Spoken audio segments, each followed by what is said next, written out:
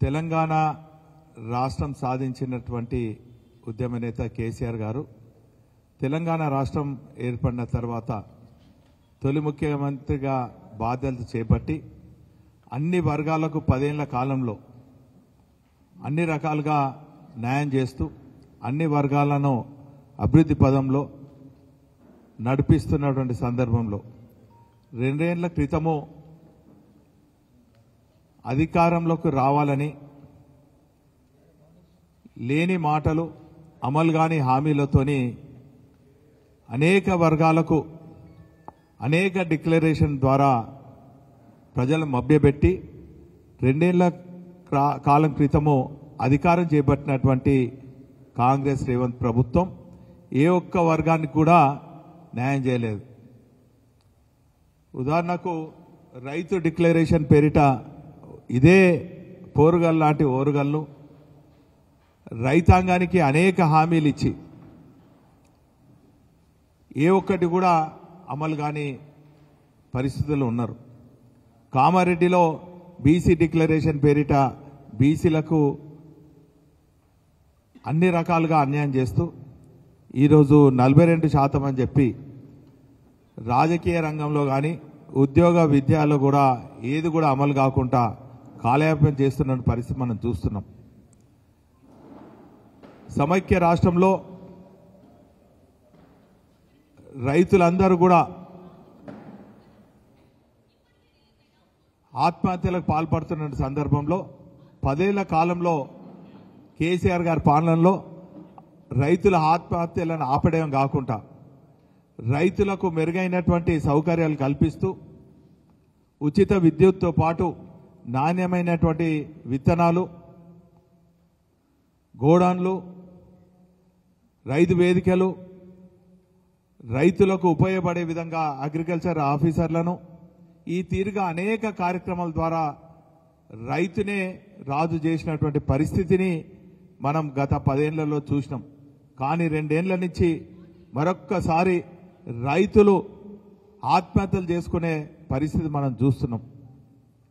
అందులో కౌలు రైతులు కానీ వరి పండించే రైతులు కానీ చివరికి ఇప్పుడున్నటువంటి పరిస్థితులలో మరి పత్తి రైతులు కానీ వీళ్ళందరూ కూడా మరొక్కసారి గిట్టుబాటు ధర రాక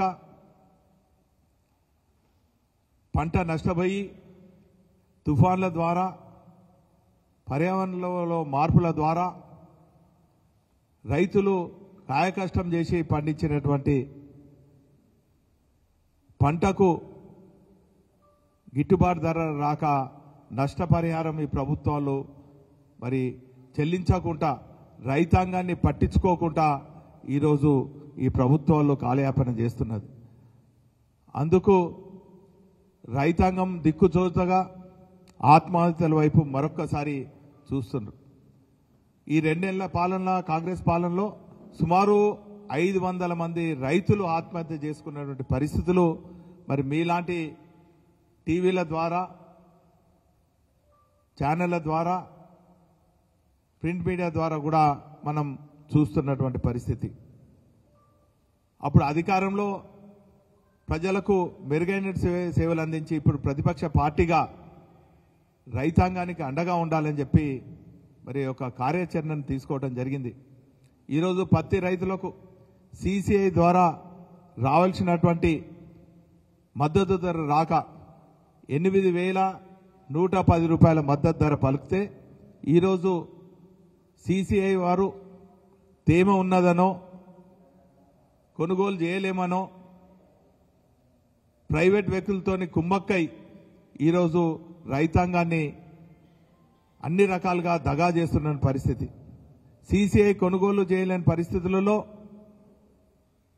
వాళ్ళు ప్రైవేట్ వ్యక్తులను ఆశ్రయిస్తే 8,000 పైచిలకు పలకవలసినటువంటి పత్తి రైతు ఈరోజు అగ్వసగ్వగా తన ఆర్థిక భారం మొయ్యలేని పరిస్థితులలో 6,000కు, 5,000కు, 7,000కు అమ్మిన తర్వాతనే ఇదే ప్రైవేట్ వ్యక్తులు సిసిఐతో కుమ్మక్కై మళ్ళా దాన్ని 8,500 మద్దతు ధర తీసుకోవటం వెనుక చూస్తే రైతాంగాన్ని దగా చేయటం తప్ప వేరే లేదు. మధ్య దళాలు సిసిఐ వాళ్ళు ఇద్దరు కలిసి రైతును అన్ని రకాలుగా దగా చేస్తున్న పరిస్థితి మనం చూస్తున్నాం. కాబట్టి ఒక బాధ్యతని ప్రతినిధిగా ప్రతిపక్ష పార్టీగా ఒక ప్రత్యక్ష కార్యాచరణ తీసుకోబోతున్నాం. ఖచ్చితంగా దగాబడ్డటువంటి రైతాంగానికి అండగా ఉండేదానికి మరి ఒక కార్యాచరణ ప్రకటించబోతున్నాం. మరి వారికి అండగా ఉంటాం. అన్ని కొనుగోలు కేంద్రాల్లో మా పార్టీ తరఫున మా నాయకులు ప్రత్యక్షంగా పాల్గొంటారన్నటువంటి విషయాన్ని కూడా ఈ సందర్భంగా తెలియజేసుకుంటూ